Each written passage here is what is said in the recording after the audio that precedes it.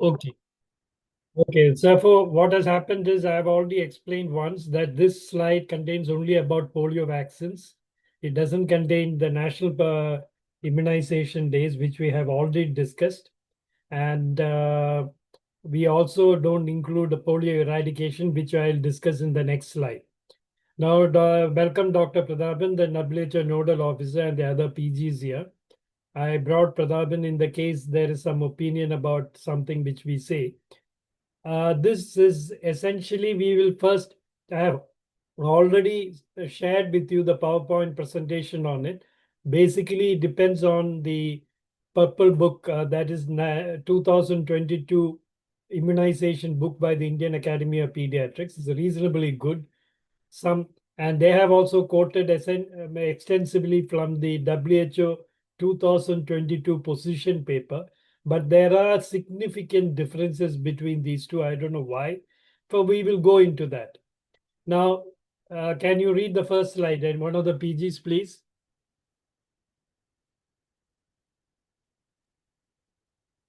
Hello? Since 1988, the global incidence of polio has decreased by approximately option A 50%, B 75%, C 90%, D 99.9%. Option.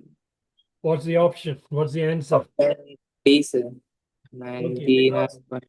I want you to know this because, many people will say polio program is a failure, etc. 1988 is the time at which WHO brought about the global polio eradication program. I think they wanted to eradicate it by 2000. We are in 2025 and we are not nearby. But remember, we have decreased it by 99.99%, a very significant achievement indeed. Now, what's the next question? Which of the following countries remains endemic for wild polio virus type 1? Uh, Pakistan and Afghanistan. Yeah, Pakistan and Afghanistan. And I don't know, Nigeria is there. I don't know. Pradhavan, Nigeria is there now? No. Pradhavan, you will have to unmute and talk if you are talking. Anyway, I think he is not listening, hearing us. No, sir. Nigeria. No, I forgot to switch on the mute thing. Okay. Yeah, sir. Nigeria is not there, sir. Nigeria Only two countries, Pakistan, Afghanistan, sir. cancer. There were some reports from Israel, is it not? That was vaccine. That was vaccine-derived polio virus, sir. Okay. For wild polio, there's only in two countries, India and Pakistan. Now, next. These are very significant to remember. India was declared, read it now, Faris. India was declared polio-free by WHO in 2014. Okay, that's right. We'll go through this very fast. Now you can read what is given in the bracket. This is the Polio cases have fallen 99.9 since 1998.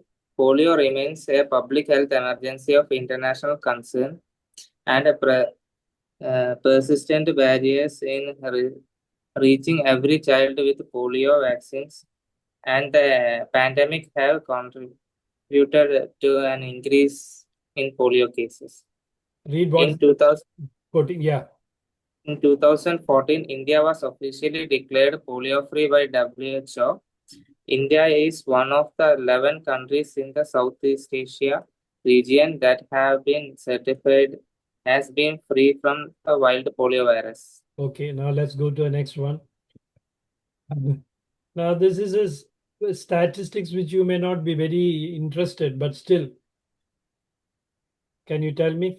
As of December 27, 2022, the number of confirmed circulating viral vaccine-derived poliovirus case globally was. Anyway, there's a statistics 566. Okay, it was in the slides, the epidemiology slides which I sent to you. It was there. 566 was the number of circulating vaccine-derived poliomyelitis. Remember, this is not wild polio. Okay. Which type of circulating vaccine-derived poliovirus accounted for 482 out of 66 cases in 2022? Majority of the circulating vaccine-derived poliomyelitis is caused by which virus? Which type of virus? Type 1, type 2, type 3, which one? Type 2. Yeah, very good. Type 2. These are basic things which we are coming about. Now read what is given in the bracket. Type 2 and 3 wild polioviruses have been eradicated worldwide, and endemic circulating of type 1 wild poliovirus persists only in two countries, Afghanistan and Pakistan. Globally, as of December 27, 2022, 30 cases of confirmed polio due to wild poliovirus type 1 and 566 cases due to circulating vaccine-derived poliovirus from AFP cases have been reported this year. In 2022, vaccine-derived poliovirus case has been reported in 23 countries, with 482 out of 566 cases being circulating vaccine-derived poliovirus type 2. Therefore, the most important point in epidemiology you have to notice that the vaccine-derived poliomyelitis, circulating vaccine, we'll come to that in clear, as is now the major problem. It is 566 cases in 2022, while only 30 cases were confirmed in wild polio. Therefore, it has the major problem in now is the vaccine circulating vaccine-derived poliomyelitis. Remember, circulating vaccine-derived poliomyelitis is as dangerous as the wild polio. It spreads, it causes paralysis, it causes death.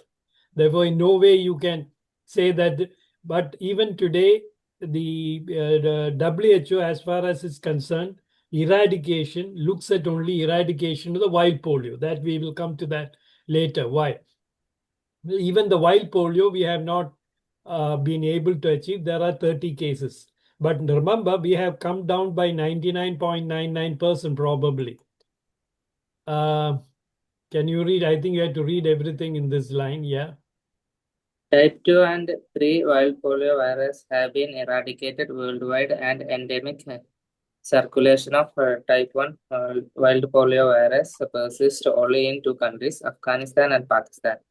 Cases of paralytic circulating vaccine-derived poliovirus numbered 1,113 in 2020 and 691 in 2021 compared to 140 paralytic wild poliovirus 1 case in 2020 and 6 in 2021. Globally, as of December 27, 2022, 30 cases of confirmed polio due to wild poliovirus type 1 and 566 cases due to circulating vaccine-derived poliovirus from AFP case have been reported this year. Incidentally, both UK and the USA have reported one case each of circulating vaccine-derived poliovirus from AFP cases. In 2022, circulating vaccine-derived poliovirus cases have been reported in 23 countries, with 482 out of 566 cases being circulating vaccine-derived poliovirus type 2. Until poliovirus transmission is interrupted in these countries, all countries remains at risk of importation of polio, especially vulnerable countries with weak public health and immunization services and travel or trade linked to endemic countries. Now remember, the circulating vaccine-derived poliomyelitis various definitions. How do you define it? We will come into that later. But are they, what you have to note here, cases of paralytic circulating vaccine-derived 1,130. Remember this, okay, in 2020. And that is a very high figure, okay? They were all paralysis, not just circulating vaccine-derived poliomyelitis, by which you isolated 2 samples from sewage, or you isolated from patients who are asymptomatic. They also come under certain definitions of circulating vaccine-derived poliomyelitis. Therefore, it's a major health problem produced by the vaccines. Generally, we go for conferences, if you go in the government sector also, they don't like to emphasize this very much, because at the end of the day, it's a vaccine produced problem. If it comes out in the public, it may have a big bombshell. But you as doctors should realize the problem today is not only the wild polio viruses, which is persisting in Pakistan and Afghanistan. How do we tackle this circulating vaccine-derived poliomyelitis? Therefore, that is the major problem which we are facing now. Okay. The most sensitive screening method for detection of poliovirus is based on AFP in children less than 15 years. Yeah. What's it? Acute flaccid paralysis. Okay. Acute flaccid paralysis less than 15 years, diagnose, immunization, purple book. Okay. Now, I want to ask you one question. This is something which suppose a case of polio comes. You also, Faris, when you were on duty recently, and the night you detected a patient who had, admitted with abdominal pain or something, and then you realized that the child had paralysis of both his legs. And I think it was flaccid, is it not? Am I right? Sir, Yes. Did you think of polio at that time? no, Why? How did you think of polio? Then when will you think of polio in a paralysis case? below 15 years. Huh? Plan. Openly. Dr. Faris is only not the only person. Ashwati is there. Can you answer? Hello? Ashwati is gone or what? Please unmute and answer, please, whoever is there. Other than Faris, anybody else can unmute and answer. My question is simple. You find a patient has got a paralysis. He's not moving the right limb or the left limb, or is not walking. How are you going to diagnose clinically? This, of course, is acute flaccid paralysis is a means by which the public health is looking at it. They know that doctors will miss cases. They know that report polio. No, that is not what the WHO says. That's not what the public health says. Report acute flaccid paralysis. What do you mean by flaccid? Muscle tone is reduced. What is it? Tone is Muscle tone is reduced. okay. In the case in which we found out in the ward, was the tone decrease Faris?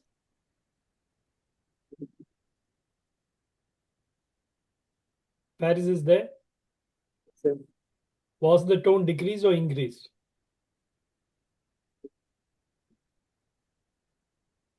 please. Don't take time because you're wasting time. If you don't know, say don't know. We'll carry on. Tone is decreased. Reflexia. Reflexes was? No, absent reflex. Okay, therefore, was it an acute flaccid paralysis? Unless otherwise diagnosed, we can report it as My God, acute classic my God, paralysis. the doctor, Pratapan, you are there? Yes, sir. You are hearing what these people, postgraduate students of the enlightened postgraduate students who has come out of NEET and say, how can we report it before we are confirming the case? You want to tell them something? No, maybe it's a failure from our end. So like we couldn't sensitize, especially the postgraduates. No, as per the WHO recommendations and Government of India guidelines, any acute flaccid paralysis to be reported as AFP. And every case is taken as polio unless proved otherwise. That's a dictum. From 1997, when we started off the polio surveillance, this is a dictum. And the change that happened earlier when we started the program, we used to say only dense flaccid paralysis where reflexes are absent or diminished and dense flaccid paralysis to be reported. But now the present one, especially after India certified as polio free. It says only two exceptions from reporting. One, if there is an element of spasticity or rigidity when you see the case, it is not to be reported. If the onset of paralysis is more than 6 months, not to be reported because it's not acute. Every other case, even when the tone is normal, even the reflexes are retained, even the if it's a borderline paralysis or if it's only mild paralysis, still it is to be reported. That's a present guideline. Thank you, sir. Thank you, Dr. Pratapan. Please understand one thing, PGs. The reporting is done not with the diagnosis. It may be nothing. Why I'm telling you this is your seniors may be very angry with you. The public health people himself will be angry. Why are you reporting this case and creating problem for us? Because a lot of things. Remember, measles is not measles reporting. It's fever with rash. Any child with fever with rash, you are supposed to report. Your your DMO may not be happy. Nobody is doing it. But acute flaccid paralysis, you should have reported the other child, which you did not do. Remember this. You read, you study. There are so many consultants in PRS hospital. Nobody thought of reporting that case. Well, they did a MRI in 24 hours and it turned out to be something else. It's different matter. It turned out to be an Adam. Agreed. It turned out to be Adam because maybe it was an Adam. It's not sure. Now, what is the classical feature of polio? I will rush through because otherwise, see, the most difficult thing now is if there is a polio that is coming in, I don't know whether the present generation of even assistant professors and people working about consultants would detect it. Poliomyelitis has got flaccid paralysis has got certain outstanding features which we have. Can anybody Ashwati or Gopika say that? What are the clinical features classical of poliomyelitis? Can you say? Okay, I will tell you. Okay. The classical feature is acute onset of paralysis, element type. Element type. Element type means decreased tone, reflexes absent. If plantar is present, is downgoing. And asymmetric. Asymmetric. One leg, it may not be symmetric. Rarely it can be symmetric. In our particular patient, it was a symmetric paralysis. And therefore, it turned out to be something in the brain. How did the upper motor neuron produce the flaccid paralysis, Gopika? Can you tell me?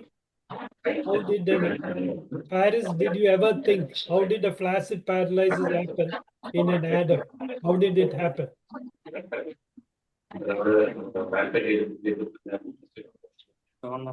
Spinal cord.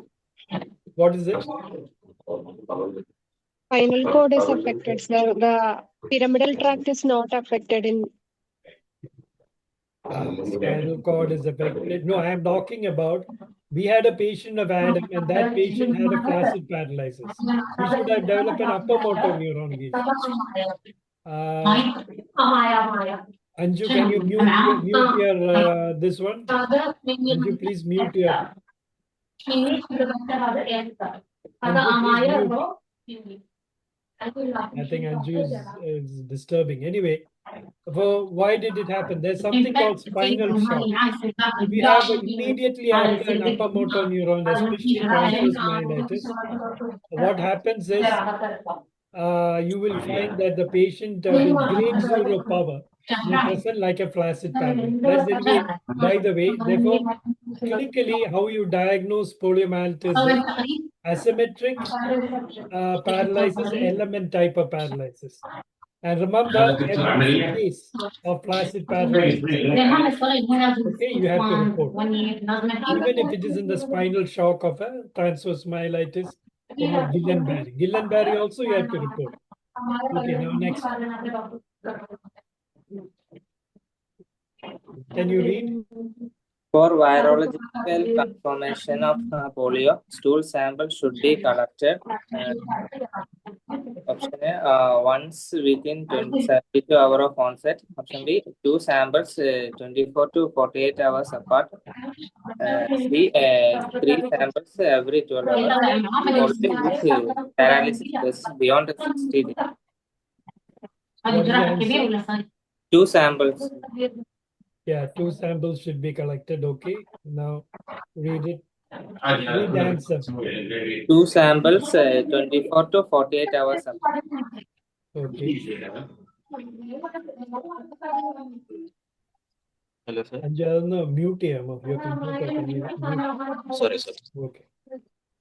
Okay. The Yes, ideal sir. storage temperature for Uh, Ideal storage temperature for stool specimen for polio testing is 4 to 8 degrees Celsius. okay. Diagnose again the purple book. Can you read the next? If a stool specimen cannot reach the lab within 72 hours, they must be frozen to -2 degrees, 20 degrees, minus 20 keep degrees. dry ice. Okay. Now these answers, I think I had already sent you. Can you read what is given? See, World Health Organization relies on acute flaccid paralysis of AFP to what you call but to identify case of polio. Now, if you don't report, how will they ever be able to detect acute flaccid paralysis? You okay? And if the PGs of this place don't know, can you ever blame the GPs tomorrow? Remember this. Anyway, I am not asking you to read the whole thing. You read what is in the bracket. To test for 1 minute, 1 minute. polio, You read the whole thing because you made such a mistake. You read the whole thing.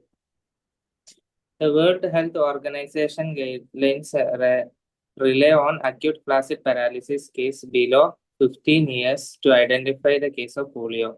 All children with AFP should be reported and tested for a wild polio virus within 48 hours of onset. To test for polio, fecal specimens are analyzed for the presence of polio virus because shedding of virus is variable. 2 specimens taken 24 to 48 hours apart are required. Since the highest concentration of polio virus in the stool of infected individuals are found during the first 2 weeks after the onset of paralysis, stool samples should be collected as soon as possible. Stool specimen must be sealed in a container and stored immediately inside the refrigerator or packed between the frozen ice pack at 4 to 8 degrees Celsius in cold box. Undue delay or prolonged exposure to heat on the way to laboratory may destroy the virus. Specimens should arrive at laboratory within 72 hours of collection. Otherwise, they must be frozen at -20 degrees Celsius and then shipped frozen, ideally packed with dry ice or cold bags. The procedure is known as reverse cold chain. Here the cold chain is starting in the laboratory, not in the.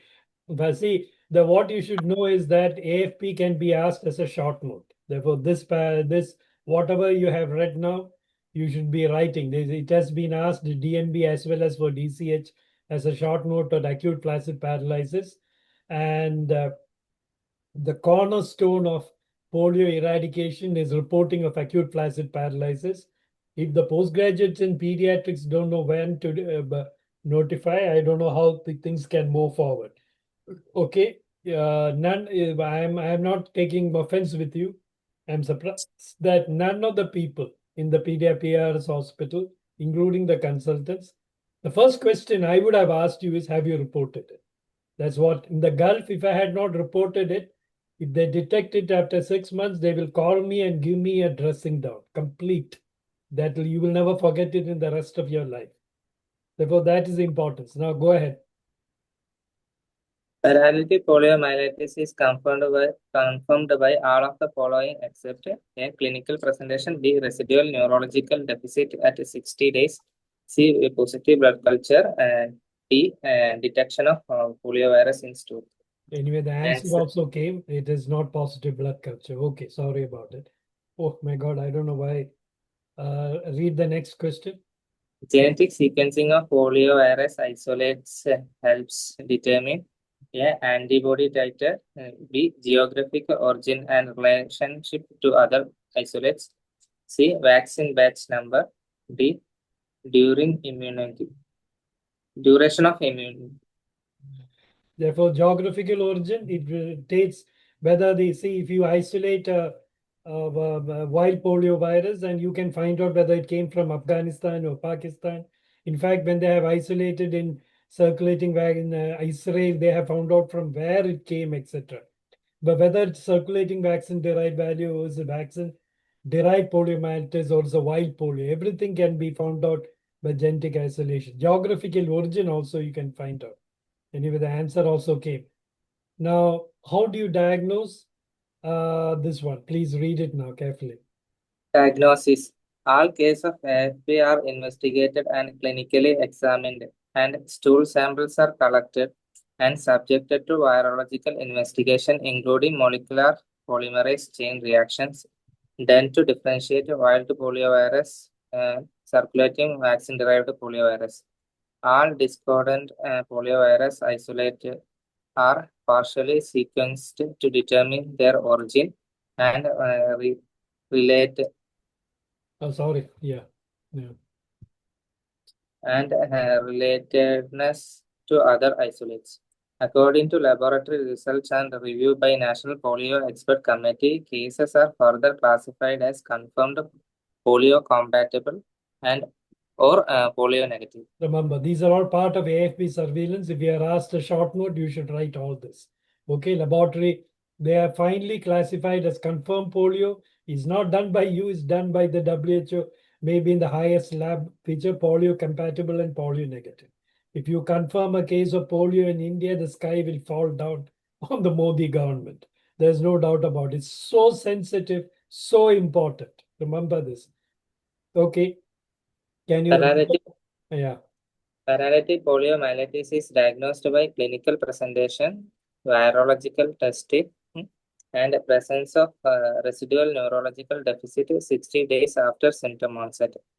WHO uses a sensitive screening case identification for the identification of AFP cases and for investigation of any case of AFP in a person aged less than 15 years or a person of any age in whom poliomyelitis is suspected. Okay, remember this. This is the WHO position paper in 2022. Look at the reference down. What is additionally present in this, what was not present, is even the adults have to report any age in which poliomyelitis is suspected. If you have a flaccid paralysis, asymmetrical, lower MN type, with the preservation of sensation.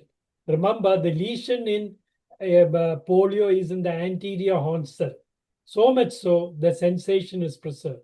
So these are the classical features when Pratapan was undergraduate student, I would have drilled this to him. Asymmetrical, lower motor neuron, that's why it is flaccid paralysis. What you call with the preservation of sensation. Okay. These features are what makes it. Now, an adult can also get a polio. And if they say AFP is to be reported only below 15 years, you would miss cases of adult polio. Pratapan, you are there? Yes, sir. Yes, sir. Why do they say only below 15 years? You can get a polio in adults also, is it not? And No, sir. The definition says, sir, up to 15 years, irrespective of the clinical picture, it's to be reported. Even borderline cases to be reported. But above 15, if the clinician suspects it as polio, like as you said, element type, asymmetrical, patchy paralysis, or maybe a rapid onset of paralysis with sudden death or encephalitic features, it is to be reported. If the clinician feels that it could be polio, even that's to be reported. But under 15, irrespective of your clinical diagnosis, if there is some amount of paralysis, it is to be reported.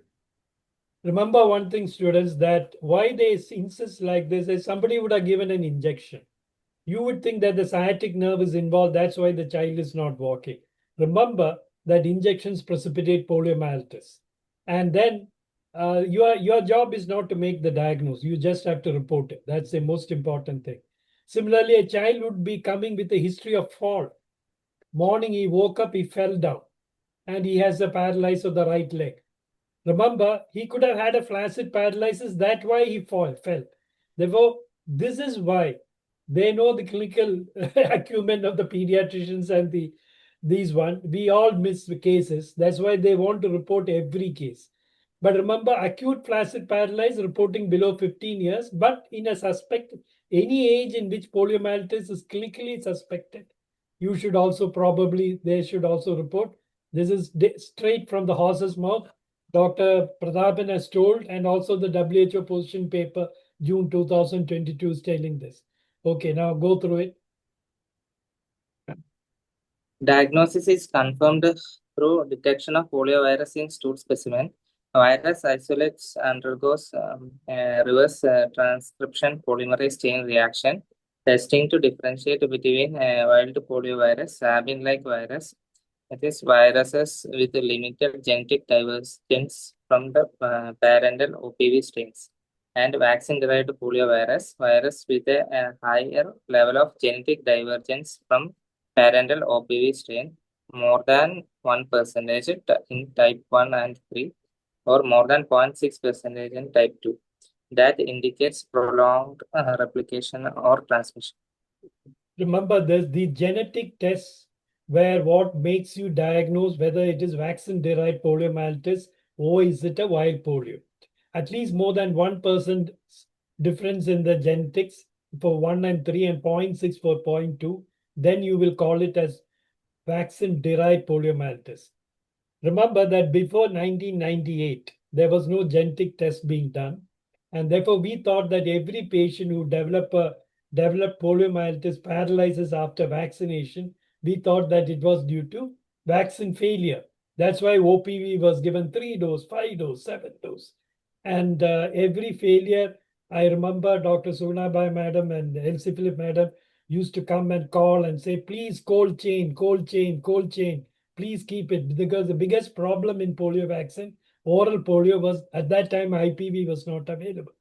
Only from 1998 onwards, the pediatricians came to know that after genetic testing, there is something called vaccine-derived poliomyelitis, and it is the vaccine themselves which is producing the virus. It is not the mistake of the person who's giving it or not. But now, even now, the government is not very happy in the public knowing about it, but doctors should know about it very clearly. Now, there's another thing I would like to say. Many people blame very big polio consultants who were vouching for more and more polio vaccine. That is 3 dose, 5 doses. Now suddenly telling for IPV vaccine. The reason is evidence has changed. Before 98, they thought everything was due to vaccine failure. Now we know it is the vaccine which is causing the major epidemic of paralysis. Okay, the answer, last sentence, which was the answer to the question. Read it. Genetic sequencing is then used to determine the likely geographical origin and relationship with the other virus isolates. Okay, now I pumped in some important. Now go through it fast. Mucosal immunity against poliovirus is primarily mediated by secretory IgA. Okay, secretory IgA, purple book. What's the next? Individuals with B-cell immunodeficiency are at risk of mild fever after OPV, prolonged poliovirus excretion, and immune vaccine-derived poliovirus, rapid seroconversion, enhanced mucosal immunity. What's it? Quick. Prolonged poliovirus Excretion. Naturally acquired immunization. This and okay. Now read this. Read this. These points are already in the PowerPoint. I sent it to you. I expected you have read it, but I don't expect you to read it. Knowing you, knowing me, you don't read it. Therefore, I want you to read it now. Read it fast. Naturally acquired immunity. Immunocompetent individual infected by poliovirus develop a humoral circulating antibody and mucosal immunoglobulin A immune response. The detection of neutralizing antibody titers is associated with protection against the paralytic disease. However, immunity is serotype specific with no cross production. protection between serotypes. Detectable antibody is an excellent correlate of protection against paralytic disease. Mucosal immunity decreases poliovirus replication and excretion, that is shedding, thus reducing risk of transmission. Individuals with B cell immunodeficiency are therefore at increased risk of paralytic disease and prolonged poliovirus excretion. Now, 2 points I want to say. Here, it is serotype specific. Therefore, if you can get type 1, you can get type 2 and 3. No cross protection, but there might be some cross protection. Remember, these are taken from 2 different sources, polio vaccine, WHO position, and IAP book. Now, here you have to note one thing. Detection of antibodies is an excellent correlate of protection against paralytic disease. There are certain immunization in which the antibody is a correlate. In certain others, it is not. Can you tell me 1 or 2 other in which this is an excellent correlate? Which other vaccine? Ashwati. Ashwati did not attend. Gopika is there?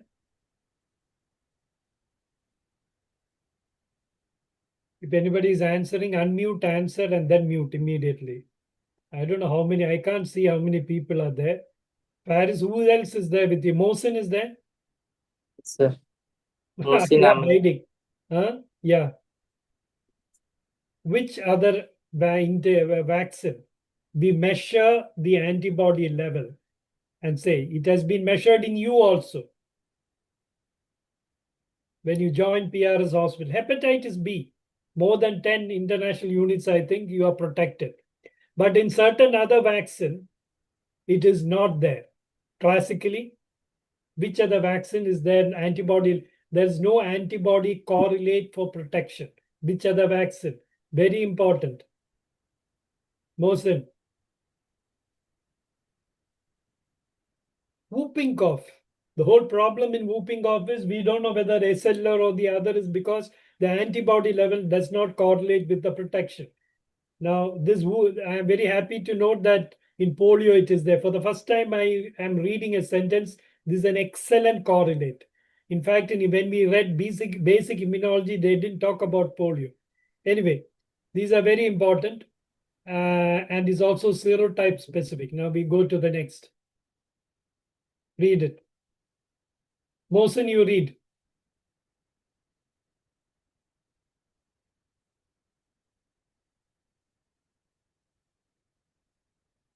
Mohsen, I can't hear you. Unmute and hear, please. The oral polio vaccine contains Yeah. live attenuated sabin strains. Okay. Live attenuated sabin strains. A straight question. We have. You can read through this. Why there must be some reason why I put it up. Can you read it? Oral polio vaccine. Vaccine characteristics. Polio vaccine is composed of live attenuated polioviruses derived of their parent wild poliovirus strains by passage in non-human cells to obtain the 3 vaccine strains, that is sabin 1, 2, and 3. Attenuation reduces its neurovirulence and transmissibility. Okay. Now, okay, read it now. There are several licensed formulations of OPV, MOPV1, OPV2, and OPV3, and a bivalent OPV containing type 1 and 3. The trivalent OPV containing type 3, 1, 2, and 3 has been discontinued globally. Okay. Seroconversion with mono OPV1 is approximately 3-fold higher than that of the type 1 component of trivalent OPV. The clinical trial in India confirmed that the antibody response to type 1 and 3 with bivalent OPV was superior that induces by trivalent OPV. Okay, the more the viruses it contains, there will be competition between them. Interferon will be secreted, the antibody level, it will not allow the others to multiply. It's just like doctors who join a hospital, they will not allow their colleagues to get better in life. They will compete with one another. Therefore, always the monovalent vaccine is superior. Therefore, during an epidemic, if we know the the viruses, we know we will use the monovalent vaccine of that because it has a maximum strain. Yeah, Mohsen, read it fast. Which formulation of OPV has been globally discontinued? Trivalent OPV. Okay. Now, The switch from trivalent OPV to bivalent OPV in 2016 was primarily to eliminate the risk of CD circulating VDPV on 2 yeah, answer B, you mean. Yeah, you're right. VAP. Circulating vaccine-derived poliomyelitis 2 and VAP. And next question. Now, if I ask you a simple question, doctor, they can ask you a short note about the switch in poliovirus. By 2016, it was done. Now, Mohsin, if I ask you, can you tell me whatever you had to write a short note of it? What will you write? Why was it done? What was it done? What was the switch? Switch between?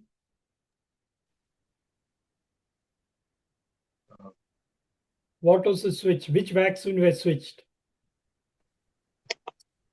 Trivalent to bivalent. Yeah, trivalent to Bivalent. bivalent. Now, why was it done so? We have already said. Why did we, what virus, what vaccine type did we eliminate?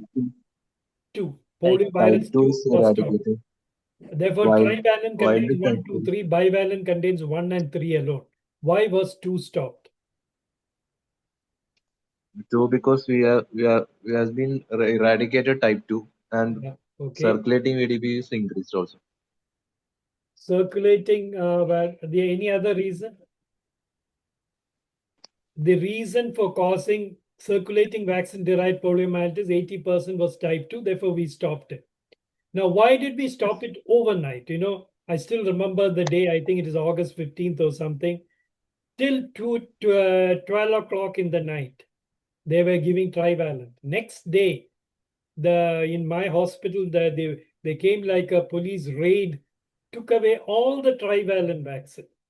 And when the nurse said, Doctor, we still have not got the bivalent vaccine, they said, no. Today onwards, if we are not giving bivalent, you can stop the vaccination for a few days. Not a single child should trivalent. Till yesterday, they could receive. Next day, they cannot receive. Why is it so, Mohsen?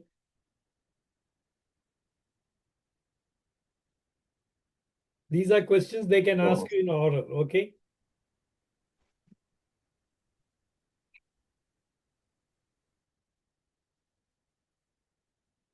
I think Gopika and Ashwati are left or no? Gopika, you're there? Gone. They don't attend and they don't know the fundamentals also. Faris, what do you say? The answer is?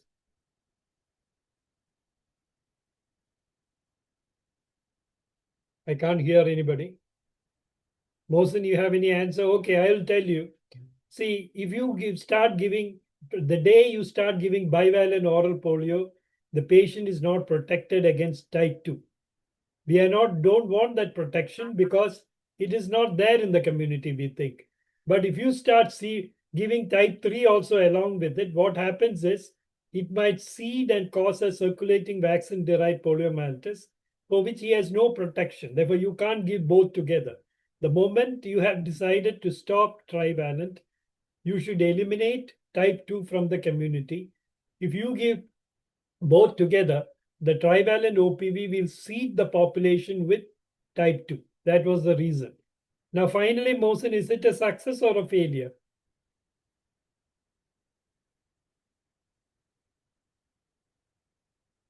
No answer. If you don't know, you say don't know. Successful. Is it a success or a failure? Success. Success means that we eliminated vaccine 2. That was the aim. They were able to reduce the circulating Circulating vaccine-derived poliomyelitis, we wanted to reduce. Was it a success or a failure? I think success. 2016 it happened. Actually, it is almost a failure because the circulating vaccine-derived poliomyelitis increased. There is a population which has no much immunity. Therefore, the WHO had to do many things later on. Now, wild polio 1 is the only one which is circulating in the population. And we have stopped, we are not at stopped wild polio 3. bivalent? Why don't we give monovalent? Pratapan, can you answer that question? Why are we continuing with there's no wild polio 1 in the, am I right? Pratapan, you are there? Yes, sir. Actually, Yeah. there's no type 1 polio reported since last maybe Type 3 you 8 mean. to 10 Type 3 years. you mean. Yeah, sorry, type 3 not report from last 8 to 10 years. So it's time that we stopped even bivalent, and we should go for monovalent. As you said, it has more advantage, or we should go totally for IPV.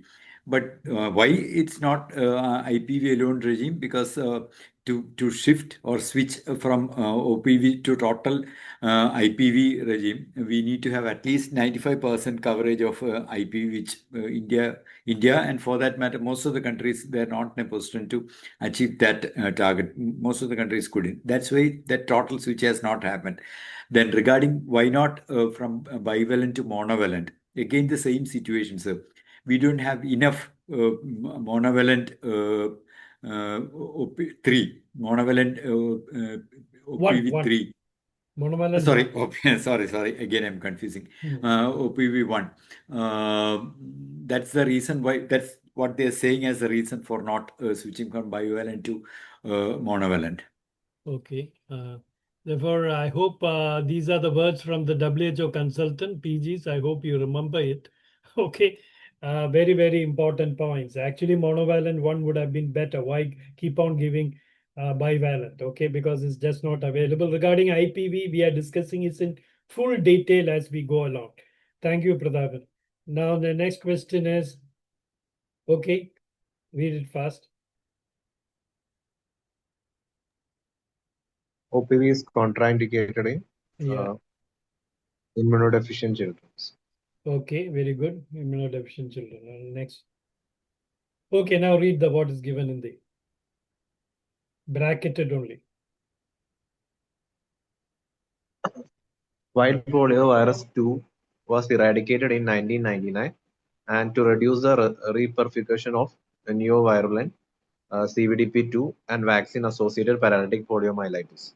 In 2016, the Strategic Advisory Group of Experts recommended the cessation of use of type 2 OPV, switching from trivalent OPV to bivalent OPV, and the use of monovalent OPV2 for outbreak response. That was not a very good thing to do, but if, when you give monovalent OPV2 for an outbreak of circulating vaccine-derived poliomyelitis, it will seed the population again for another circulating vaccine. Now read.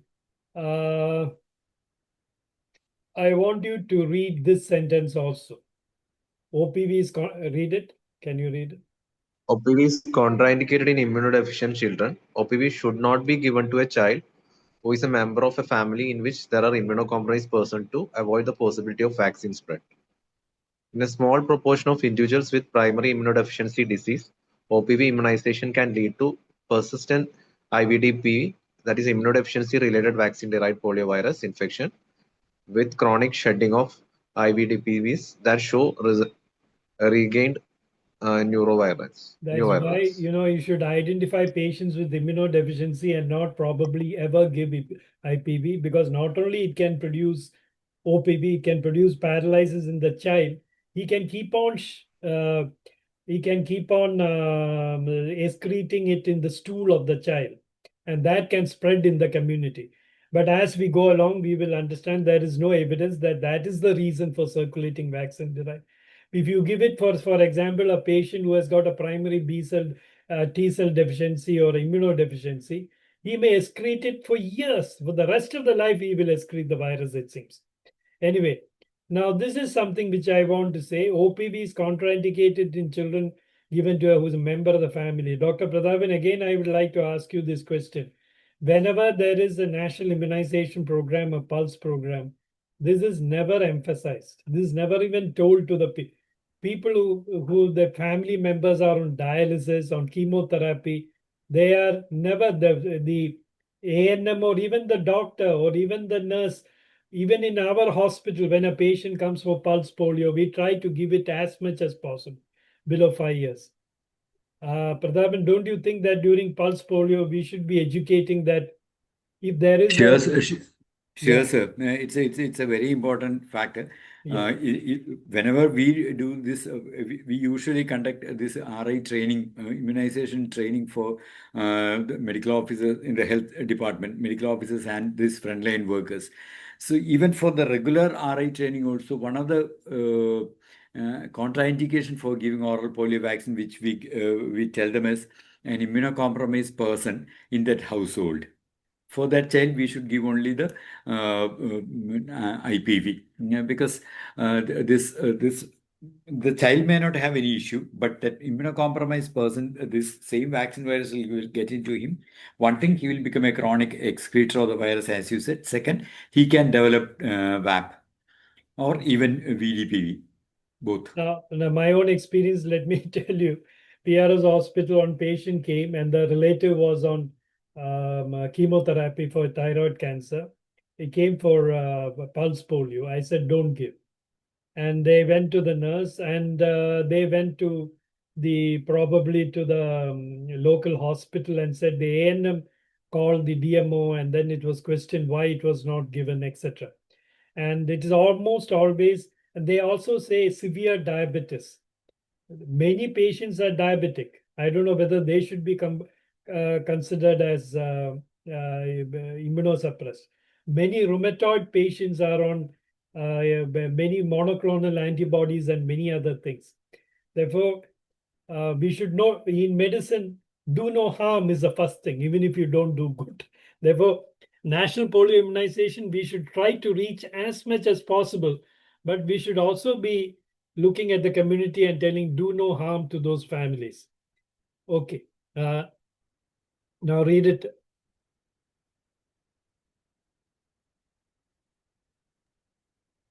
Zero conversion rate after 3 doses of trivalent OPV in North India were as low as 70 to 34%. Yes, I mean, remember, not even 1/3 is only getting converted. 1/3 after 3 doses of trivalent OPV. Remember, in our student days, therefore they said make it 5. Then they said make it 7. Therefore, the question was, I will ask you I am asking you the 10th or the 15th time. Why should you be in live vaccines? Booster doses or repeated doses are not necessary because the first vaccine itself multiplies and produces the primary and the secondary immune response. Generally, it is not required. But why in OPV alone, we are giving 3 doses, 5 doses, 7 doses like that they were advising before. Now it has gone off. Why is it that we are giving repeated live OPV vaccine, Mohsin? Why are we giving it?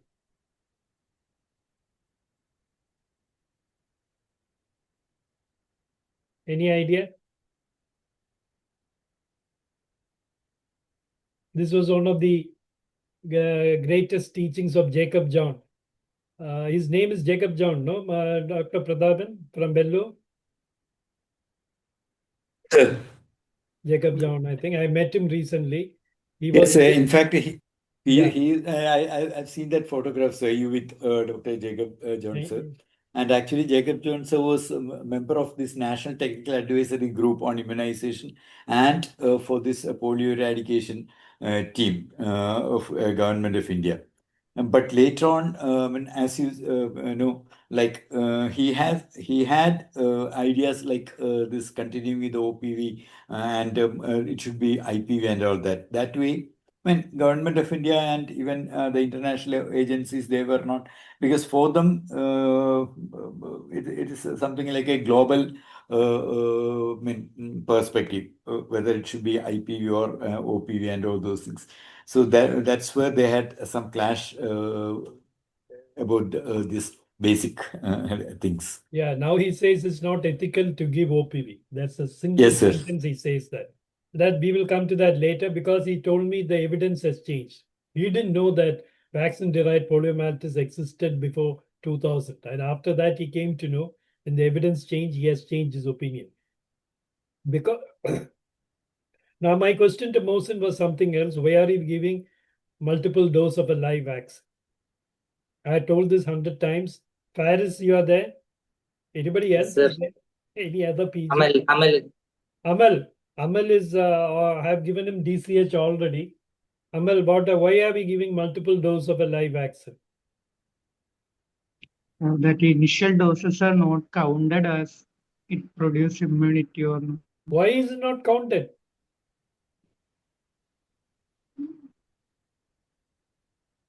Mm.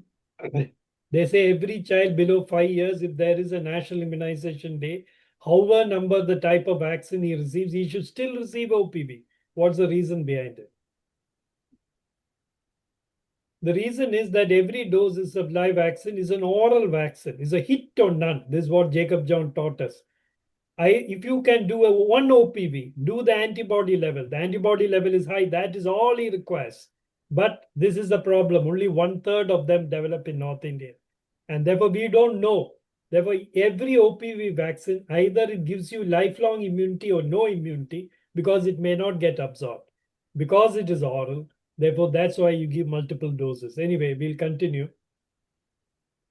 Therefore, you need read only the last point. We have read it. The lower income settings, the response to OPV vary. In northern India, the seroconversion relatively is 17 to 34%. The others I've already given you, is up to you to read it. Read it now.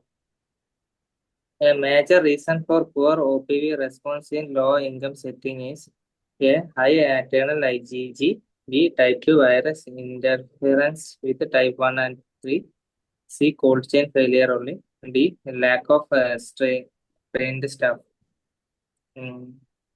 What is it? Type 2 virus interfere with Okay, somebody gave you the answer. Type 2 virus. The position paper they have written. I would have written cold chain failure because cold chain is the commonest problem which we were told. Even today, that must be the reason. But they have written, see, in MCQ, sometimes one word can be the catch. Cold chain failure only, they have written, only. That cannot be the only reason, is it not? Therefore, if you read it carefully, the choice was between cold chain and type 2 virus interference. Now, this, because they gave the word only, probably that excludes it. It is not only the cold chain. Therefore, then the answer, major reason is, of course, type 2 virus. Therefore, when you read MCQ, read it very carefully and intelligently. Type 2 virus interferes type 2, 1 and 3. That is the reason why there is failure, it seems. What does IDWP indicate? Refers to Fast. Can you read the question, Moses? IVDBP refers to immunodeficiency related VDP. Immunodeficiency, know the name, immunodeficiency related VDPV. Okay.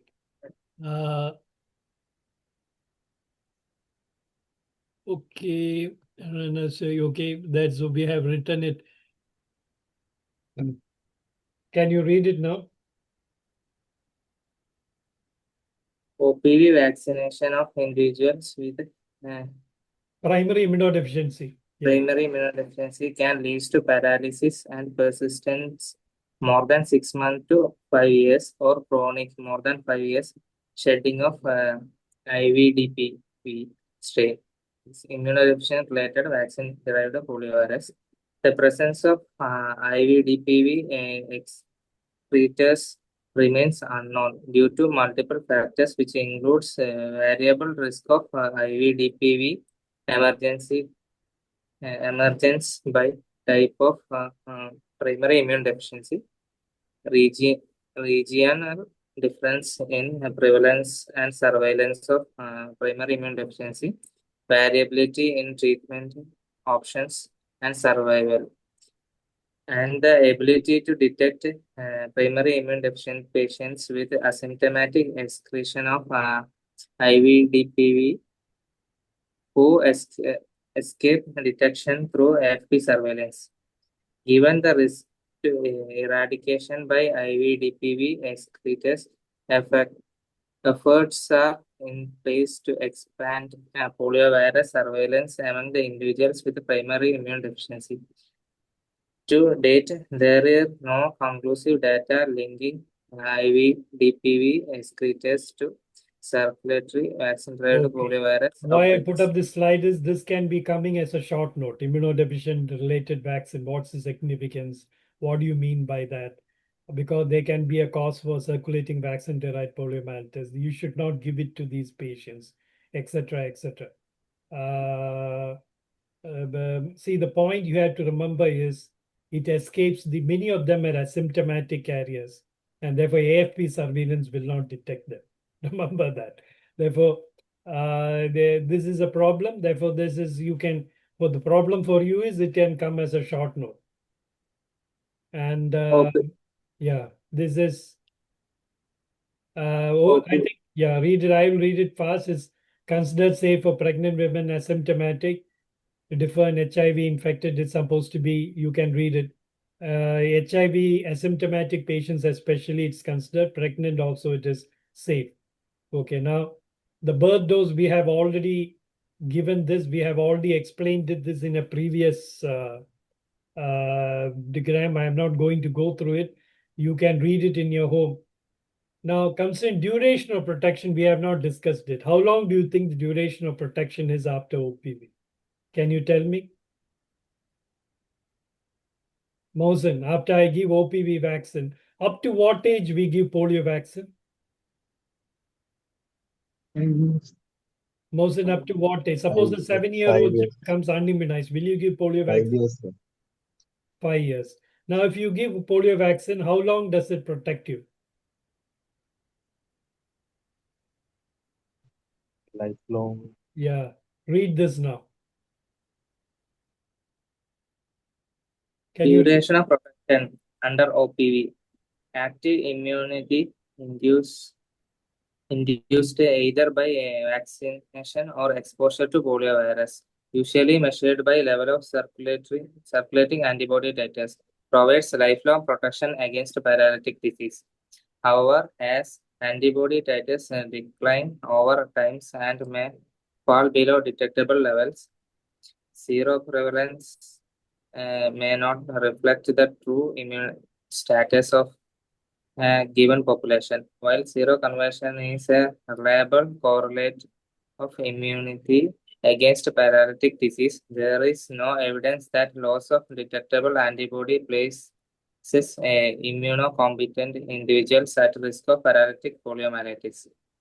Contraindications IPV includes previous severe reactions or non-allergic to streptomycin, neomycin, or polymyxin B, all of which are extremely rare. Pregnancy and breastfeeding individuals can receive the vaccine. Okay, the most important is that duration of protection is lifelong, which I did not know, against paralytic disease. That I didn't know. Now, there are certain vaccine in which if you test the antibody, it will not be there. But if the protection will last because the memory cells will act, especially if the incubation period is high. Classical is hepatitis B. We don't even give any booster dose at 1.5 years. By 20 years, the antibody level may not be detectable, but still you may be protected because the B cells are there, memory cells are there, and the incubation period of hepatitis B is more than 50 days. Therefore, it will boost up your immunity by that time and give you protection. Therefore, and it seems that in polio also, even though the antibody level may be absent, you may still, if you have been vaccinated, you may still be protected. Okay, now we come to the most important talk, VAP. VAP and circulating vaccine-derived poliomyelitis. We are going into that. Okay. Read it. Vaccine. Yeah. The risk of VAP is in India is lower due to all of the following except A. Maternal antibodies, B. Birth dose of OPV, C. High taken of OPV, D. Early immunization. What is VAP full form? Vaccine associated paralytic polio. Okay. Now, what is the answer? The lower following except. I take off. Yeah, I take a OPV. Okay. Now, next question. VAP typically occurs in 4 to 40 days after OPV administration. Okay, 4 to 40 days is the time at which you go. Okay, now Now this is, you have to read the whole thing. Vaccine-associated paralysis. What's the difference between vaccine-derived polymer? Many times they will use it together. Therefore, you have to know what is VAP, or you have to know what is circulating vaccine-derived poliomyelitis. Both of this can come as has been asked. A short note in your case. Read the whole thing, please. VAP is an adverse event following exposure to OPV, vaccine-derived paralytic polio viruses. By contrast, are polioviruses that have typical genetic properties indicative of prolonged replications or circulations. Vaccine-associated paralytic poliomyelitis is a paralytic polio occurring in a vaccine or a close contact, which is caused by a strain of poliovirus that have genetically changed in the intestine from the original attenuated vaccine strain contained in OPV. Okay. VAP is defined Now as comes the most a important point, vaccine definition. Okay, what is VAP? That's the VAP is definition is coming defined here. as a case of AFP with residual paralysis compatible with paralytic poliomyelitis lasting at least 60 days, occurring in an OPV recipient between 4 to 40 days after the dose of OPV was administered. In a person who has had non-contact with a vaccine recipient between 7 to 60 to 75 days after the dose of OPV was administered. Isolation of vaccine-related poliovirus from any stool sample and no isolation of wild poliovirus was frequently used as criteria.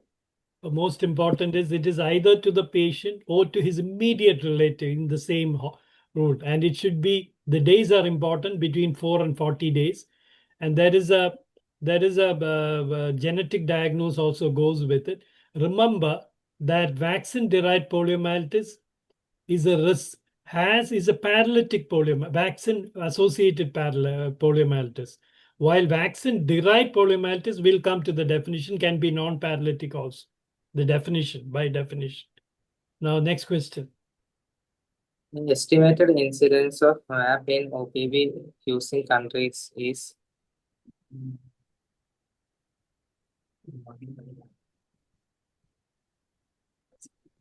Okay, 2 to 4 per million birth. Okay, now that is it. Can you go through it? Yeah. vaccine Already we have associated. said about 2 to 4 per million. And now there is a difference in the, can you read through it now? Read the whole thing.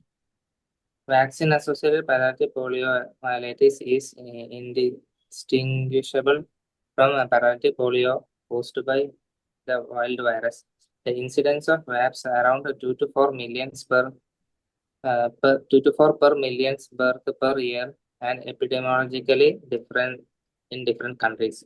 The industrialized countries, VAP occurs mainly in early infancy, associated with the first dose of OPV is OPV and decrease sharply more than 10 folds with a subsequent OPV dose. In lower income countries, which experience a relatively lower rate of vaccine seroconversion, this decline is more gradual, and VAP may occur with second or subsequent dose of OPV with the age distribution concentrated Concentrated among children age 1 to 4 concentrated. years. Okay.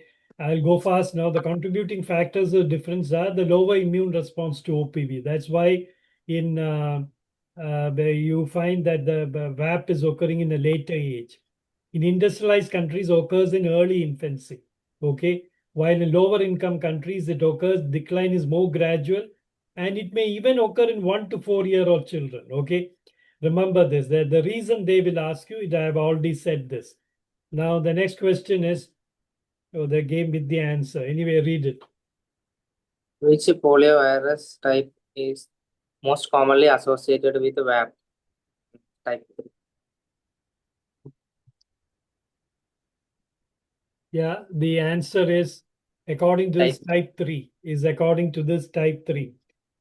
This is given by the web cases by type 3. Dr. Pratapan, is it true even now? Because type 3 is not there in the circulation. The thing is, the WAP data, no country, I mean, like even WHO is not coming out with the WAP data. Even Indian, this thing also, they're coming out with VDPV data, but not that of the WAP. Okay, therefore, this is something which has not come either in the IAP or in the WHO. It came in a polio vaccine vaccinology by written in Journal of Practical Pediatrics. May not be correct, I think, because I found it funny because BDPV is type 2 and VAP is type 3, but type 3 is not there. I don't know about it. Anyway, okay, Mohsin, you read it.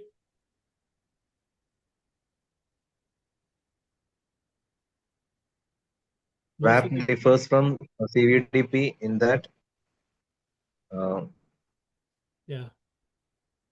VAP is not transmissible. Okay. Transmissible. More VAP is not transmissible. Okay, that I don't know how to. Is it true? Is it not transmissible? That's one of the most important Not differences between. transmissible. I don't know why it's not moving. Yeah, VAP is not transmissible. That is given in clear. Causing VAP is not transmissible. Therefore, therefore actually the after AFP sequence, if it is VAP or circulating vaccine-derived poliomyelitis, the WHO does not count it as polio. Therefore, that's a different thing. VAP is not transmissible. Therefore, it is not a problem. Okay, now we come to okay. This is Abesha. I don't think this is very important. Anyway. It's not transmissible. There are no outbreaks associated with VAP, unlike circulating vaccine-derived poliomyelitis. Now, this is based on an Hindu article, which has clearly, very clear. I think Prathapan would know about it. In 1915, July 2023, they came about with almost an editorial when they blamed it. Anyway, I'll leave it now. See, one thing they have said, and which is true, is the vaccine-derived type 2 poliovirus by outbreak has only increased sharply after the global switch to bivalent oral polio vaccine. Therefore, what they have come about is that the switch was a total failure. Pradhapan, you agree with that or not? Sir, the thing is like after the switch, VDPV2 should not have been there in the world because we are not giving 2 anymore. Yeah. Initially, yes, they thought somewhere, in spite of having all the testing and searching all the vaccination sites for any retained trivalent OPV, from where this type 2 would have gone in. But even after all, from 2000, now it's almost 9 years of switching from global switch from type OPV3 to OPV2, bivalent OPV. But still, VDPVs, we cannot explain everything by immunodeficient area circulation or poor immunization area where the virus 2 is type 2 virus is circulating. So maybe somewhere again this type 2 containing we don't know whether this type 2 containing vaccine is being given somewhere. We don't know.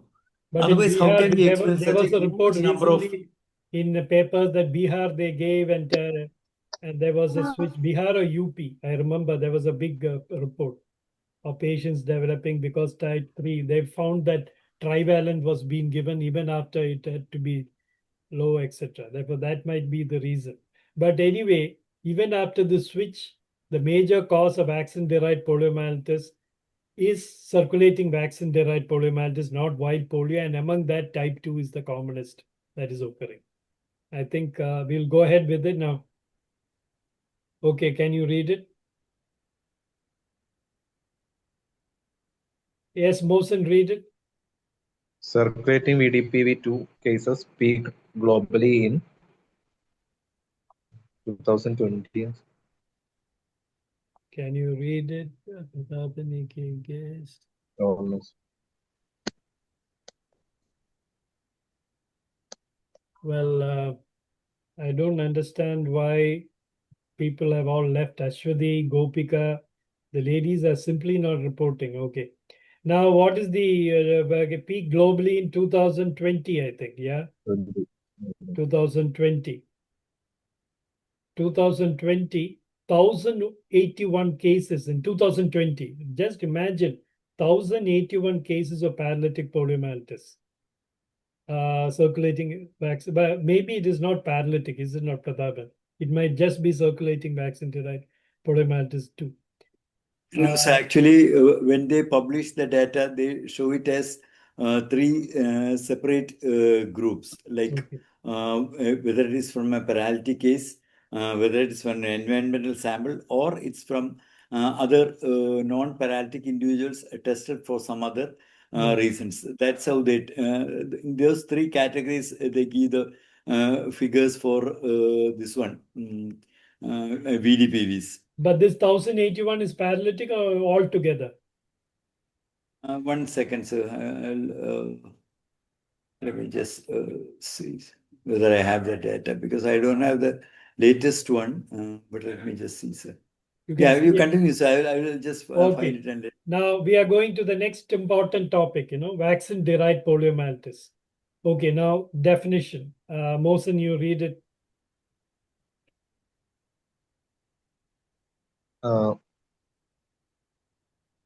In the new guidelines, CVDPVs are defined as genetically linked VDPVs isolated from one at least two individuals, not necessarily AFP cases, who are not household contacts. Two, one individuals and one or more in environment surveillance samples, or at least two environment samples if they were collected at more than one distinct PS collection site. No overlapping of catchment area or from one site if collection was more than 2 months apart. The first thing is this definition you should know. Vaccine-derived poliomyelitis can come as a short note.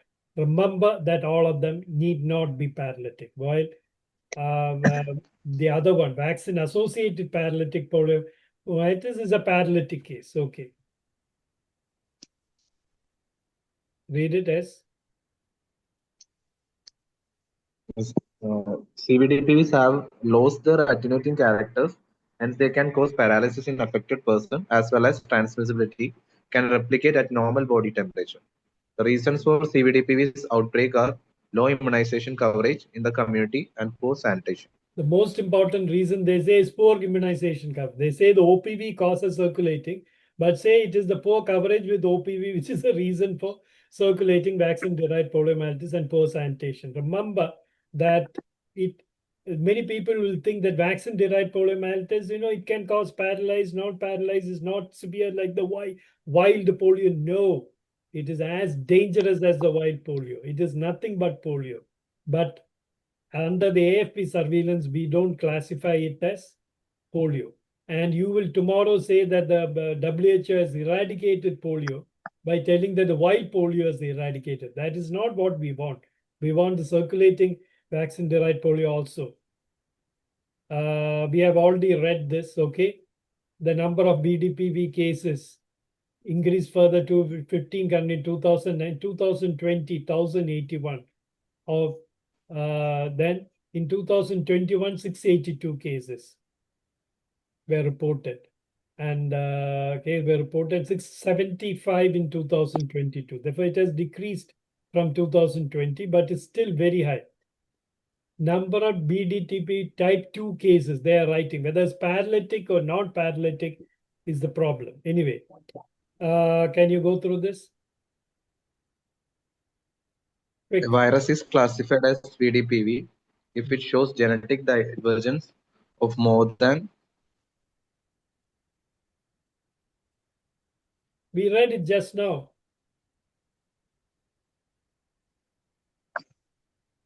The 0.6% for, we just read it.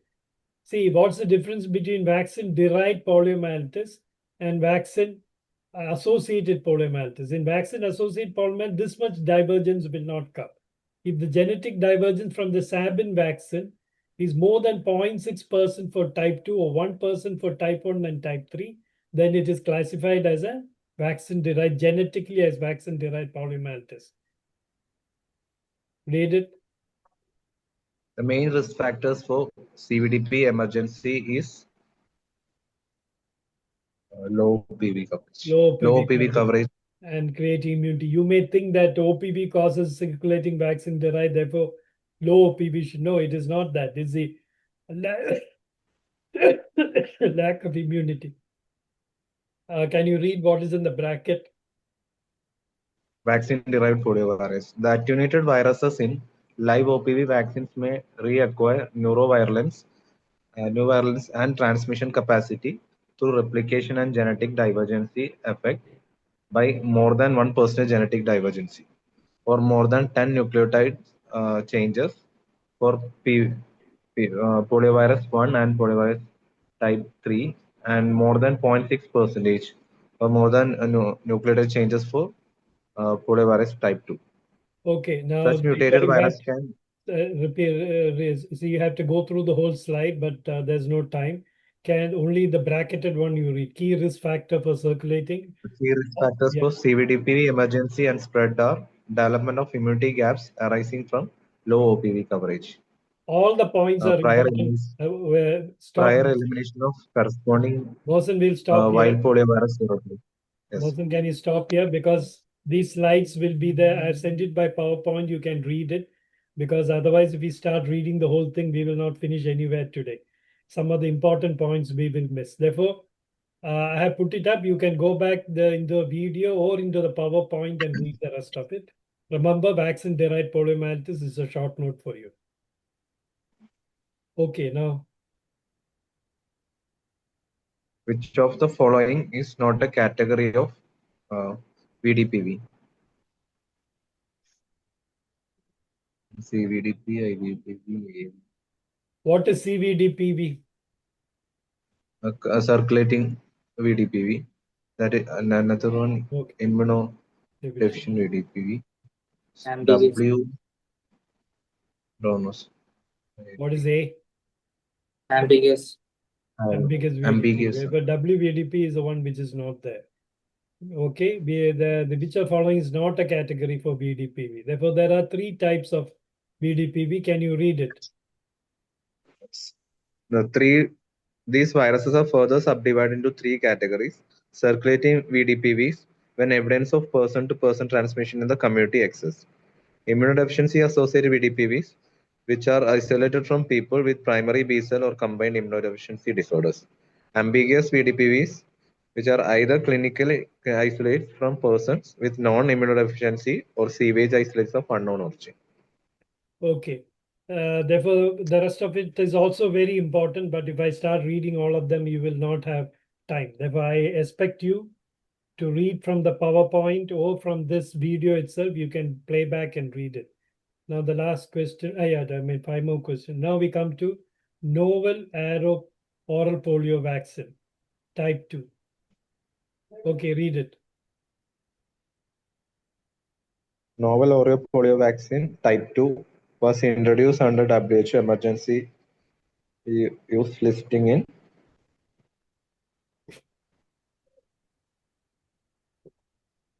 Can you read it? Fast. Anyway, I'll tell you it's November 2020. I will ask you what is novel OPV. Now, one of the fashion to ask in the examination is to ask about newer vaccines. One of the newer vaccines which we did not discuss is the novel oral polio vaccine type 2. What is novel about a novel oral polio vaccine, Mosen? novel. You are hearing it for the first time or what? Modified OPV. No, Yeah, what is it modified? What's the advantage? Why is it modified?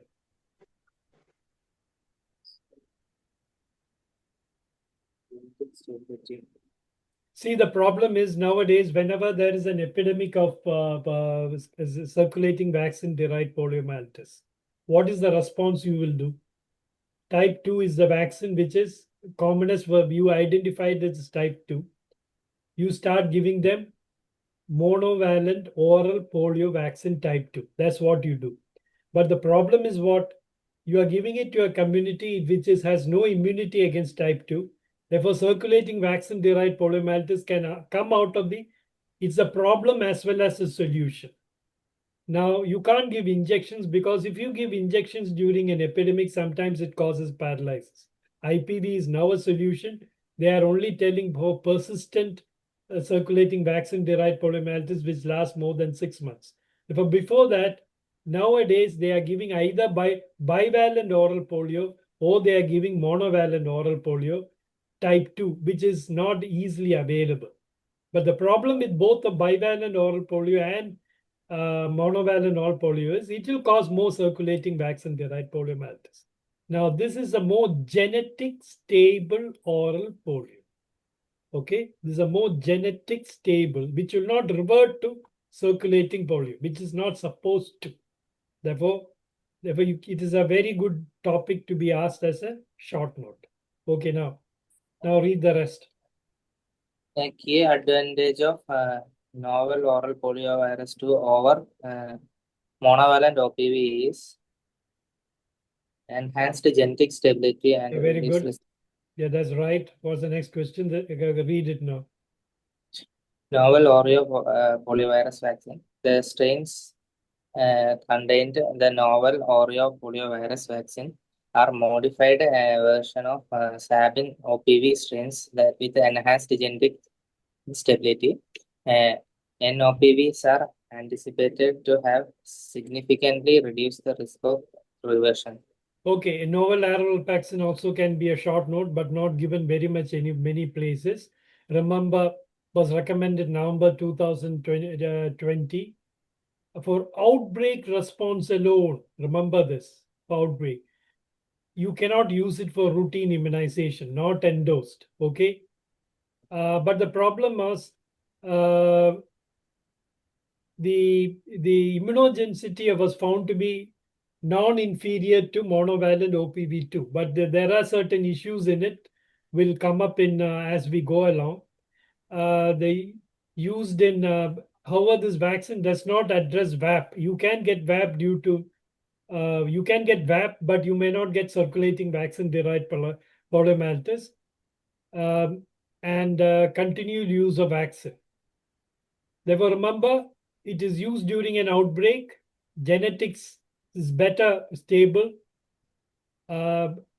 is not considered inferior to MOP2, and it does not address the problem of VAP. You have to go read through it very carefully.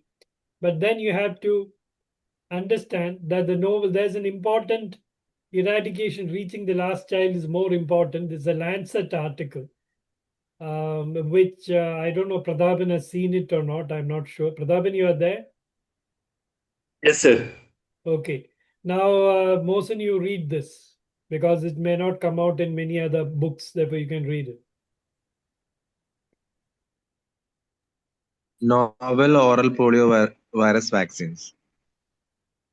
Nonetheless, the per dose effectiveness of novel oral polio vaccine type 2, when delivered through the outbreak response campaigns in a key target country such as Nigeria, is considerably below the level that serological data generated in clinical trials done during novel oral poliovirus type development might have predicted. However, in a rigorously controlled phase 3 trial in neighboring Gambia, over 60% of previously unprotected children gained protection based on neutralizing antibody titer of following one dose of novel OPV2. The study by Cooper and colleagues also highlight the considerably higher effectiveness of the inactivated polio vaccine against acute flaccid paralysis compared with that of novel OPV2. While delivery through routine immunization services remains essential, the findings further strengthen the case for IPV delivery through campaigns, an approach only currently recommended by WHO strategic advisory group of experts on immunization for persistent spread. Okay, read it. I'll summarize it at the end. Okay, read it. Although IPV does not block transmission in those who have not previously received OPV, it has a greater per dose effect on mucosal immunity than further dose of OPV in those who have been primed. The impact of transmission appears to occur even when IPV and OPV are given together. Fractional dose of IPV also boosts mucosal immunity and have been delivered effectively through campaigns, generating high seroconversion rates and making a case for wider IPV use beyond routine immunizations. Ultimately, the data reported in the study by Cooper and colleagues are important in emphasizing that while novel OPV2 is a key innovation, the need to reach every last child, the long-standing mantra of the Global Polio Eradication Initiative, remains as vital as ever. I'll summarize like this. Novel oral polio vaccines, they say all the good things only. Don't quote from Lancet because your examiner may not have read it. And it is not something very tasty. But what they say is, in the another report, I said that already 2 cases of paralytic circulating vaccine-derived poliomyelitis has occurred after giving novel oral polio vaccine. That's a different thing. But what they say is in type 1 and phase 1 and phase 2 trial, it was found to be very useful.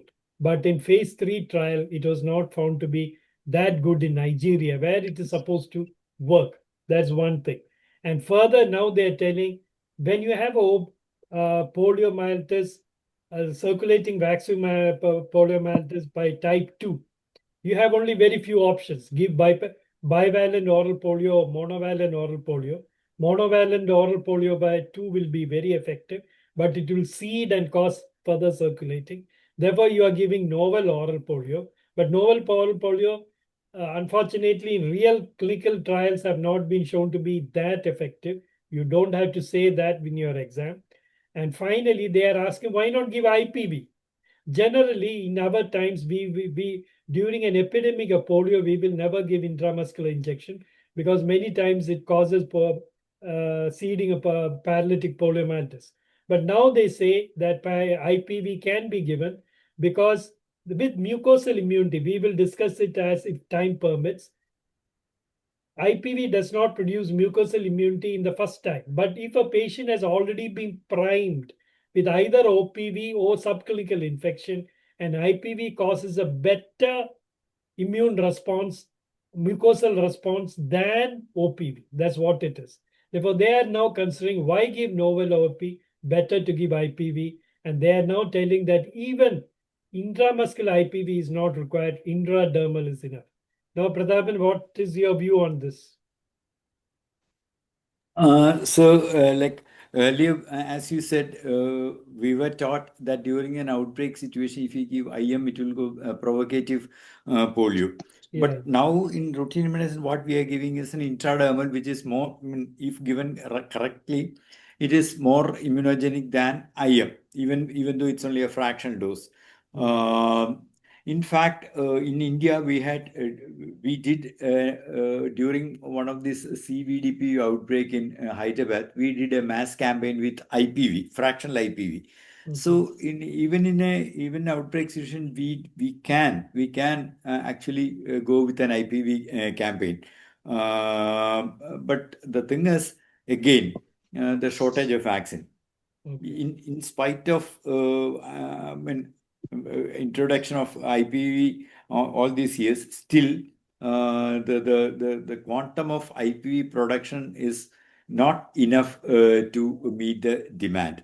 You also might be remembering a couple of years back, there was a huge shortage of IPV in private, standalone IPV in private sector even. Yeah. So that is another reason why in an outbreak situation using IPV, it might compromise the routine immunization somewhere else. So that may be another reason why they are hesitating to conduct a campaign with IPV in an outbreak situation. All right. There were a lot of things, go through it. I hope I don't want to have to explain anything further. Very well done by Dr. Pratapan, who's an authority on this. Now read through it fast. Fractional dose of IPV refers to 1/5 of full dose. Yeah, 1/5 the dose of IPV. Now, So IM dose. Yeah, everything which Dr. Pratapan said As we go along, the WHO doesn't say that. And now we'll come. I was also surprised by some of the things. Okay, 1/5 the dose. Okay. It's a very simple question. Don't waste time. WHO recommended route for fractional IPV is? Hello? Who is there? Intradermal, sir. Intradermal. Why it took so much time? Now, the fractional IPV is another thing which can remember, which can come up. I will read it fast. Fractional IPV is 1/5 the dose, reduce the cost and allow immunization. Have demonstrated that intradermal administration is safe and immunogenic, but this use remains off-label. Who has written this? WHO position. He says off-label. Okay, remember that. I don't know whether Pratapan agrees with that. It's given in WHO. I was surprised to read it. Why? Yes, sir, because no, Yeah. why they say off-label? Because even now, if you read the label of any of these IPV vaccine, it says dose 0.5 ml and route IM. They don't mention it as 0.1 ml or intradermal. Okay. So, but as per recommendation by WHO as well as decision by Government of India, NTAGI, we are using it as 0.1 ml fractionals. That's why they call it as an off-label use. Mohsen, why are we giving intradermal? Can we give it IM? We discussed IM this. also We can. emphasize. Yeah. IM also can be given. IM and also can be intradermal. given, is it? Intradermal. I mean, Yes, why sir. are you giving a fractional IPV as intradermal and not IM? Fractional, sir, as he said, we don't have much government sector. We don't have much. Okay, fractional IM 1/5 the dose. Why are we giving it as Yeah. intradermal and not IM? 1/5 you can give IM. Intradermal is means you'll get more immunology. Intradermal, there are more dendritic cells in that. Antibody. Dendritic cells are more intradermal. Remember, to give Yes, sir. intradermal, you Yes. require training. I can challenge you. If Antigen I can antibody. challenge the PGs today to go and give intradermal injection. It's not easy in a moving child. Many times it becomes subcutaneous. Subcutaneous is not effective. Only viral vaccines are given because there are no blood vessels. IM also has blood vessels, but somehow they want to give it intradermal. Anyway, now this is very important to know. This is straight from the immunization book only. Read it. Read the third sentence onwards. Studies have generally demonstrated that a single fraction dose of IPV gives lower seroconversion rates than a full dose, but after 2 doses, the rates are similar to those after 2 full doses. The median antibody titers induced by the 2 fractional doses, although high, were lower than with the 2 full doses. The results indicate that 2 fractional doses of IPV provide higher seroconversion rates than a single full dose. Intramuscular administration of fractional IPV is being investigated, with results from one study in Cuba suggesting non-inferiority of IM fractional IPV compared with intradermal fractional IPV in seroconversion rates after 2 doses received at 4 and 8 months of age. In addition, clinical trials are planned to generate data on the immunogenicity of fractional dose of IPV. Remember this very carefully. The after 2 doses, 2 fractional doses, conversion rate is same, what you require for protection. But the rates are much higher. Higher seroconversion, a 2 fractional dose, higher seroconversion than a single dose, that's okay. The median antibody titers induced by 2 fractional dose, although high, were lower than full doses. That is why in immunodeficient patients, they don't advise fractional IPV. Now, as we go along, we will understand certain things. Gives lower seroconversion than a full dose, but after 2 doses, the rate is almost same. Now, why don't we give it IM? I asked you this question. Both of them are good. IM also has blood vessels. For some reason, they are giving only fractional. We are more interested in giving IM because it's easier to give. They are doing studies in Cuba, but this is not the accepted way. Fractional IPV, intradermal. Remember that. Okay. How many doses?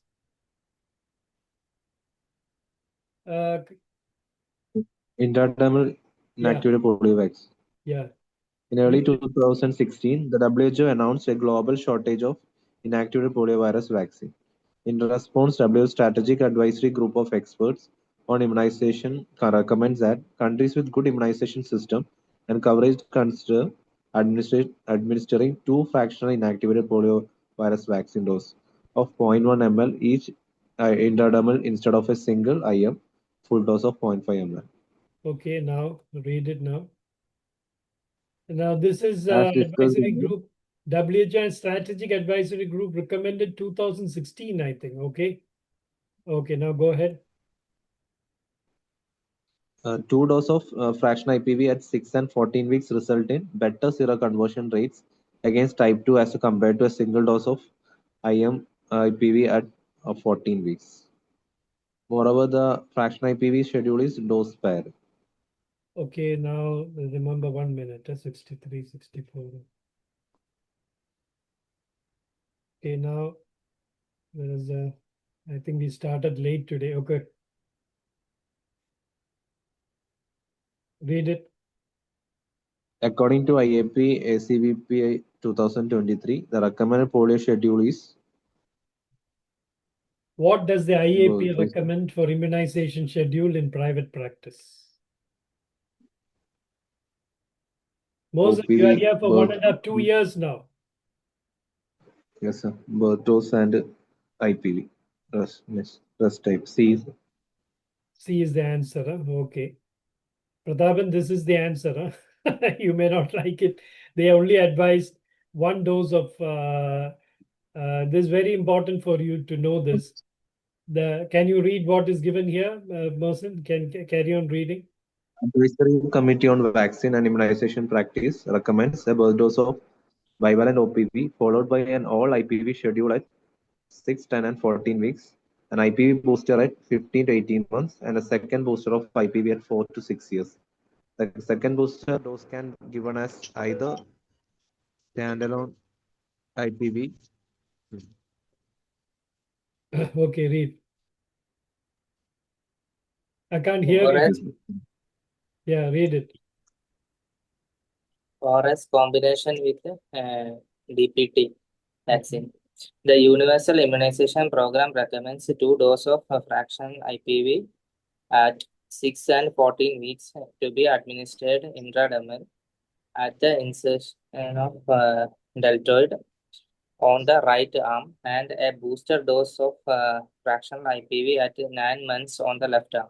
I don't know how it has come about. In page 135 of the Purple Book, they are telling that a booster dose is required at 9 months. This is what happens in the Purple Book. They write blunders at times. I feel they write blunders. I am not sure. No, sir. No, actually, sir, this is the National Immunization Schedule recommendation, sir. But are they giving it in Kerala like this? Or Yes, sir. Yes, sir. Really? Yes, sir. From Jan 2000, I think 24. From 1st Jan to 24, 3 dose FIPV is being given, sir. Okay, can you send me the schedule? Because I was searching in Google Universal Immunization Program schedule like that.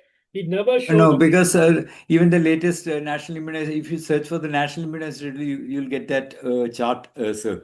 In that, this time they are giving us a pictorial chart rather than a table with the balloons. In the balloons, they give the dosage, vaccine, and below that picture of the child showing that development of that particular age, like crawling or whatever. So in that, it is shown, sir. 9 month completion of 9 months, they give the third dose of FIPV. Oh, that's. I don't know whether our I think PC. it is from 24 Jan, I think so. 1st Jan 2024. Okay, I never knew it. I was surprised. I thought this was a mistake on the Purple Book. Anyway, now they are telling. Okay, now read, Mohsen. Those are received 2 doses. Yeah. Those who have received 2 doses of fractional IPV as part of a universal immunization program schedule may be offered a single dose of IM IPV at least 8 weeks after the last dose of fractional Because they are IPV. advising on 3 doses now. And I mean, see, if you are coming with 2 doses of UIP, they are telling give IM. Remember this. Or is it only? Okay, remember. Read what is, yeah. For those who have received only bivalent OPV, 1 dose of IM-IPV may be offered, followed by a second dose after 8 weeks. All children less than 5 years of age should receive bivalent OPV on all SIA days. That is, I think, SIA full form, just forget it. That is the National Immunization Days. Now, the Supplementary immunization activities, sir. yeah, supplementary immunization activity. Remember that they are advising to the private practitioners if they have received only 2 FIP, but most of the patients, I think, have received that, you should give one IM IPV. I don't know why they are stressing on IM. Again, those who have received only by, they are advising 1 dose of IM IPV by the, previously in the pink book, they have written that the IAP only advises IM IPV and not fractional IPV, because if you break the IPV, you have to give the full dose in private. But that emphasis is not there in the purple book, but still remember that they are giving IM, they are advising here. At least IM IPV 4 weeks. Therefore, here the IAP recommendation, IPV primed incomplete for vaccinated children must be given at least one. Here they are telling only incomplete, primed or incomplete fractional IPV. That means 2 doses also must be given only at least one IM IPV 8 weeks after the last. I don't know from where it came. I searched. I didn't find 9 months any fractional IPV. Now, Dr. Pratapan is telling that. Can you send it to me, Pratapan? That. Yes, sir. I'll send it to you, sir. Okay, that's news to me anyway. But there were, as far as we are concerned, as far as I could see, the national immunization, 4 doses of oral polio, 6, 10, 14, and 6 to 20 months, and 2 doses of fractional polio, 6 and 10 weeks. Now, many new things are coming up. Don't go away. Using OPV should include. Can you tell me the final thing?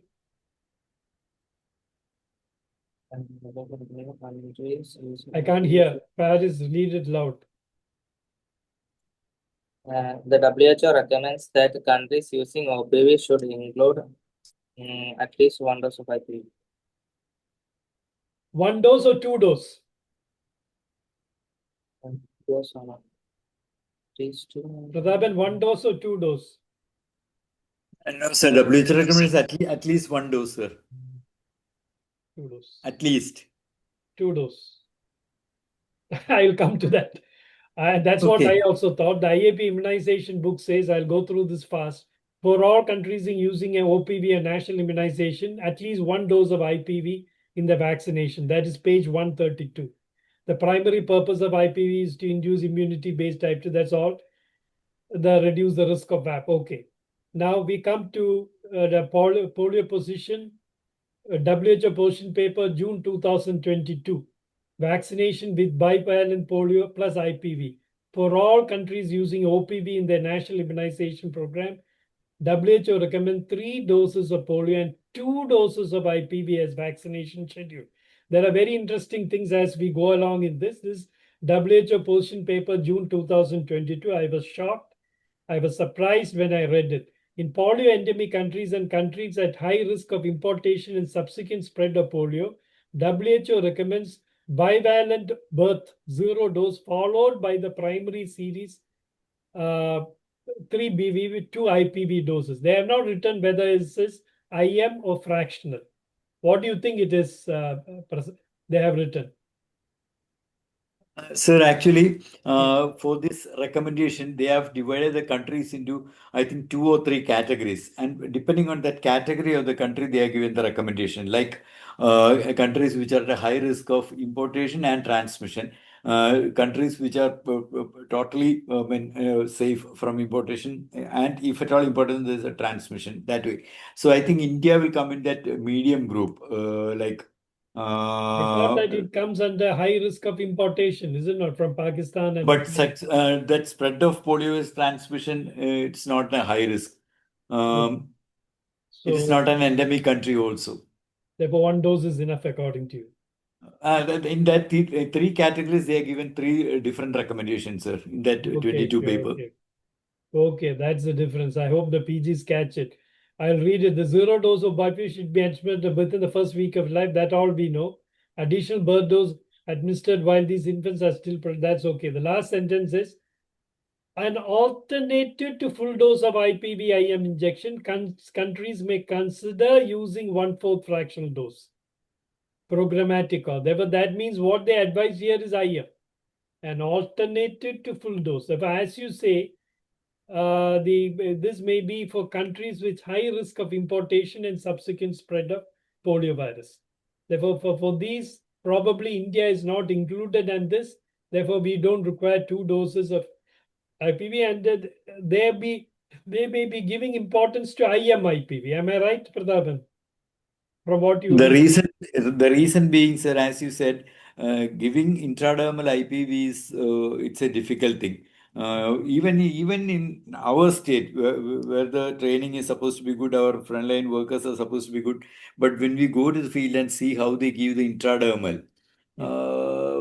we cannot vouch for the accuracy of the intradermal route, at least in around 60 to 70% of our frontline workers. That is one of the reasons, maybe, why, in spite of giving anti-rabies intradermal vaccine, many get rabies.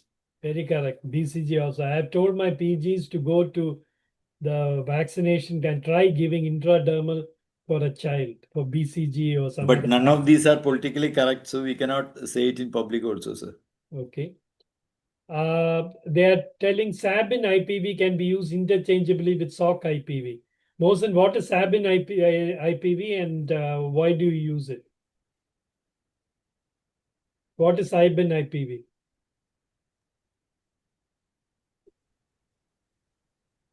Mohsen, you are there? He's also gone. Asking all the PGs. Yes, I'm there, sir. Yeah. What is Sabin IPV? Well, you have to know there's a lot of the multiple choice questions did not catch all these. Sabin IPV is IPV manufactured from the Sabin strain. The idea is that if you have manufactured from the Salk strain, if the killed vaccine is not killed completely and escapes, it will produce epidemics. Therefore, it requires high security to manufacture IPV. That's why it is it's not available easily. Therefore, the Sabin strain, that much security may not be required. But however, Sabin IPV is not recommended as a fractional dose. I didn't know that. The preferred dose, administered dose by starting from the minimum age of 6 weeks, 4 weeks interval between these doses. See, what they are telling is BIP plus IPV, the first IPV dose should be administered at minimum age of 14 weeks. The second IPV is given 4 months later, possibly with other vaccine at 9 months of age. This schedule provides the highest immunogenicity and be carried out using full dose IPV or FIPV without loss of immunogenicity. Now, this is very interesting. They are telling the first dose. Previously, there was a problem. 6 weeks and 14 weeks was start at 14 weeks because if you give at 6 weeks, the maternal antibody interferes. But later on, they said for earlier coverage of the type 2 vaccine, you have to start at 6 weeks. But look what the WHO position paper says. The first dose of IPV in a bivalent oral polio plus IPV from a minimum of 14 weeks of age. Pratapan, what's your this on? Actually, following this recommendation only, Government of India added that third FIPU at 9 months because anyway we are giving it 614.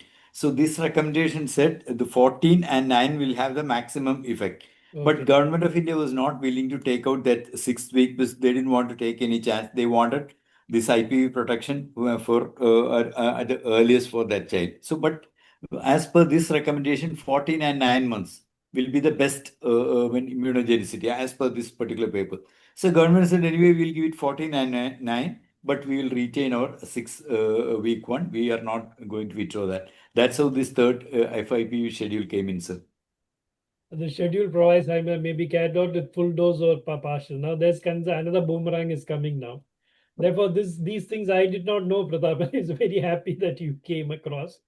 And the PGs who don't attend, go and ask your consultants whether they know this. This may not be known to them. Okay. See, they are also telling basis on local epidemiology, starting the first dose of IPV at 6 weeks of age. Second 14 weeks can be given.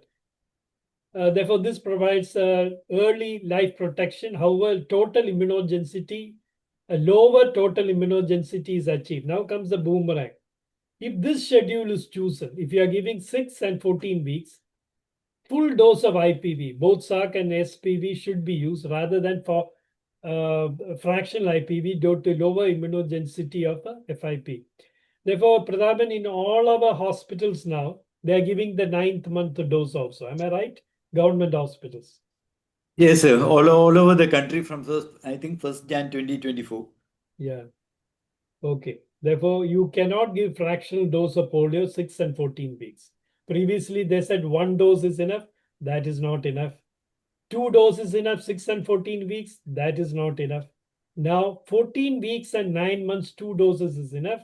But the government is giving 6, 10, and 14. I don't know how many people know all this. No, sir. 6, 14, and 9, sir. 6, 14, and 9 months.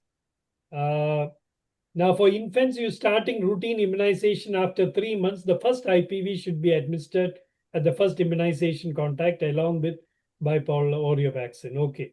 Remember, IPV is the only way by which you are getting protection against type 2, which is the most dangerous paralytic poliomyelitis which is existing now. Now, can you give an IPV only schedule? That is what the IAP has done. Only the birth dose they are giving. Okay. The rest are all IPV. They are not giving OPV with IPV. This is not something which I think people like Pratapan and other people would like to. Therefore, what happens in our hospital is they give 6, 10, and 14 weeks OPV plus IPV. But if they are giving fractional IPV, they don't have to give. Okay, when can you give IPV only schedule? Polio-free regions, only the Western countries probably. Their routine gradual approach should be taken. You should be very careful. You can read through all this because we are running out of time. That's why I'll just go into the primary CGM 6 weeks. A booster should be, these are all okay. 2 doses of fractional IPV starting at 14 weeks of age. If you are giving only IPV, then you should start the fractional dose at 14 weeks. And 4 months later, all this we have discussed here. Therefore, remember, IPV only dose can only be given where the polio-free regions with a lower risk of importation and sustained high routine immunization, that is DTP3 more than 90%, which we have never achieved. Therefore, it is not applicable to India. But remember that in private practice, almost an IPV only schedule is advised by the IAP, and majority of the people are following it. We are not giving fractional IPV. We are giving IM IPV at 6, 10, and 14 weeks, and then at 1.5 years. To private practice. In health service is not allowed. Hexavalent this is going to be qualified soon. Now, what do you do during an outbreak? During an outbreak, we already said this. We have already said either give bivalent oral polio or monovalent oral polio or IPV. We discussed this in full detail. Now, what about the long-term persistence of following IPV vaccination? Lacking, therefore, but anyway, we can, the highest titers are +3+1 schedule. Remember this. What we are giving in private practice is the highest schedule that it happens. This should show true with pneumococcal vaccine also. Therefore, you will have to say that the vaccination in private hospitals are superior to the other one, which may not be liked by government doctors, but that's a fact. The 3+1 schedule is the best. You have to read through this. I'm skipping all this. Now, regarding IPV, very few points. Grown in agriculture, human deployed.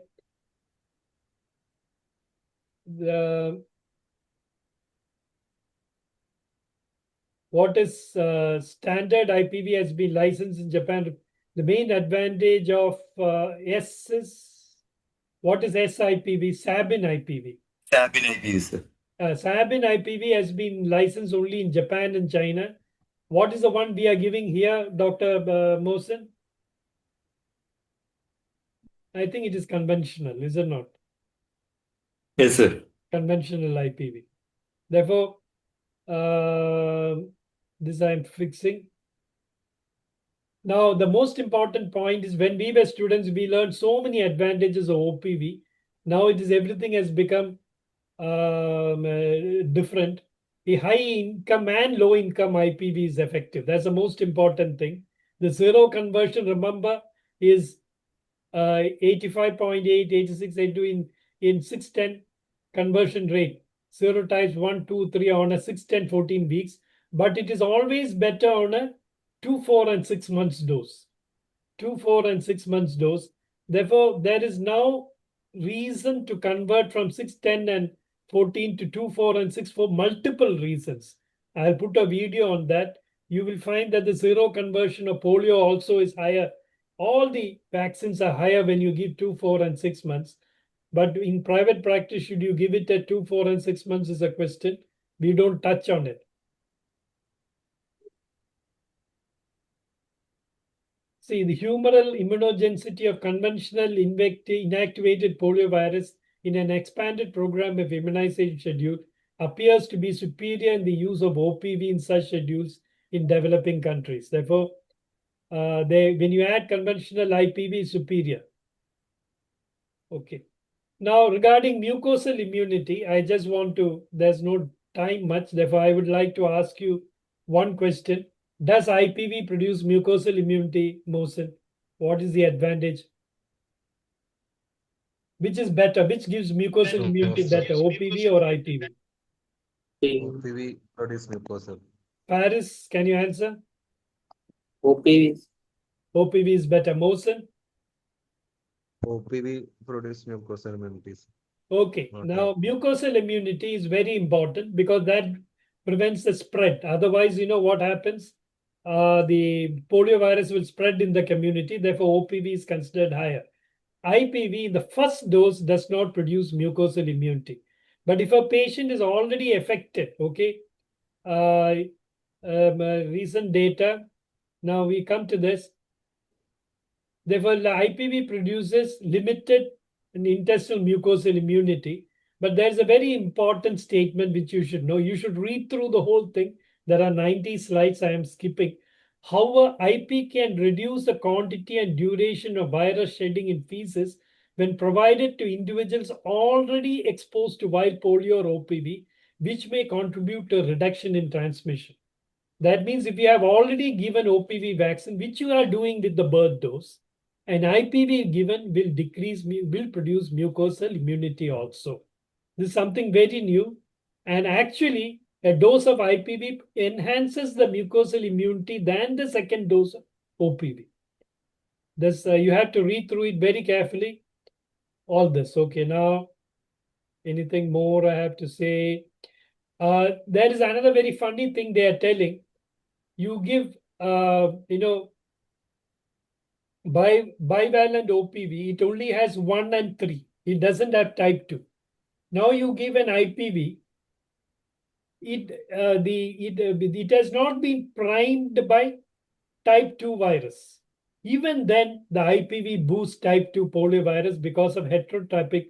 Therefore, there is a suggestion that is cross heterotypic priming is induced by bivalent poliovirus, and that one dose of IPV boost is able to achieve substantial humoral and intestinal responses against type 2.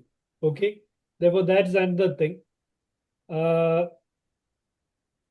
Remember that we will be talking of eradication. And the end, it is clear after eradication of circulating poliovirus, the use of OPV will have to stop. Novel OPV or any OPV will have to stop. Otherwise, the circulating vaccine-derived poliomyelitis will continue. Now, these slides which I have put up contain a lot of very good information, both from IAP and WHO, and therefore you have to go through it very carefully. IPV has an important role because in high levels, the individual immunity with lower dose of OPV and overcomes the problem of OPV by bypassing the intestine, which can impede seroconversion. Seroconversion is high. There is no VAP. There's no circulating vaccine derived poliomyelitis. IPV has a major role to play in preventing VAP and emergence of CVAP. Therefore, the only way by which vaccine-derived poliomyelitis can be eradicated is by IPV. We can manufacture jet engines, etc., but I don't understand why the government is not thinking. Pratapan, is the government ever thinking of producing IPV? No, sir. No, most of these vaccines are being purchased from private players. Why can't India manufacture? No, sir. We were manufacturing BCG even in Kunur and even in Chingalpet. Even that's stopped now. Now I don't know. Maybe there'll be other reasons. Okay. Now, anyway, this we have gone through it anyway. This was the vaccine. And this just want to emphasize that the Indian Academy of Pediatrics, one birth dose OPV and the rest are all IPV. Okay. There is no fractional IPV given in the private practice by IAP. And this just to highlight that matter. Co-administration with vaccine, there is some interesting admission. While some reduction in antibody rotavirus is doubtful, there is some reduction, some people say, but we do. They say, surprisingly, I found out that it has also some reduction administered by vaccine, except that BCG also. One study in Bangladesh in co-administered with OPV, a monovalent rotavirus is less likely to seroconvert. BCG in Guinea-Bissau demonstrate co-administration result in reduced immunoresponse to BCG. Therefore, the rotavirus and OPV is always there. For us, both can be given together. But according to the European recommendation, they shouldn't be given together. Americans don't talk about it because they don't give OPV. Therefore, these are the points. Therefore, we have finished our discussion today. I'll stop the recording. Pratapan, how did you find it going? So learned many new things, sir, as always. While I was your student also. Like you always used to say things which are not. I mean, the exam from the exam point of view. I still remember you always made us come out with all the ingredients of all the IV solutions, like how many milliequivalents of sodium, potassium in each of these IV solutions. That still you maintain that fire and the